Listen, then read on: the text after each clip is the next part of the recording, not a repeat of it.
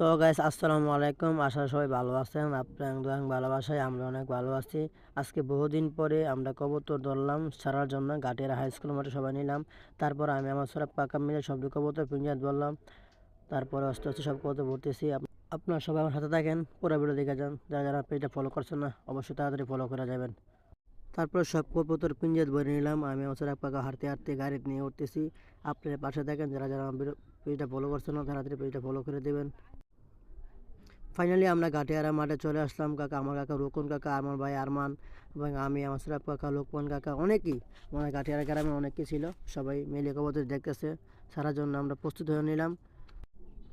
এই তো ফাইনালি আমরা সবাই কবুতর ছেড়ে দিলাম। তো আমরা সবাই পাশে থাকেন, পুরো ভিডিও দেখেন। গাটিয়ার অনেকে বলতেছে কি কবুতর কই যায় বলি কবুতর। সো গাইস অনেকেই অনেক ধরনের কথা বলতেছে। যারা যারা ভিডিওটা ভালো লেগে থাকে সবাই একটা করে লাইক শেয়ার কমেন্ট করবেন আর পেজটা অবশ্যই ফলো করে দিবেন। আর অনেকে বলতেছে কবুতর যাবে কিনা। তো কবুতর আমরা ছেড়ে দিয়েছি। আর যে কবুতর পিঞ্জাত আছে এটা আমরা সবাই নিয়ে আখাউড়া থেকে ছাড়মু। সবাই আমরা পাশে দেখেন। আসলে আমরা একটা টুর্নামেন্ট খেলতেছি, লিগ টুর্নামেন্ট কবুতর দিয়ে।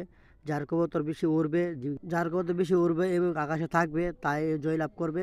তো আমরা কাপ আছে, অনেক কিছু আছে, আমরা একটা পার্টি দিব। সবাই আমার পাশে থাকেন। তোমার কাকা রোকনে কত সিল মারতেছে। তো আরমান বাড়ি বললাম বাইক কবুতর আসবে। তো আরমান ইনশাল্লাহ কবুতর আসবে। তো আমরা ফাইনালি সবাই কবুতর ধরে নিলাম। সবাই পাশে থাকেন, আমার ভিডিও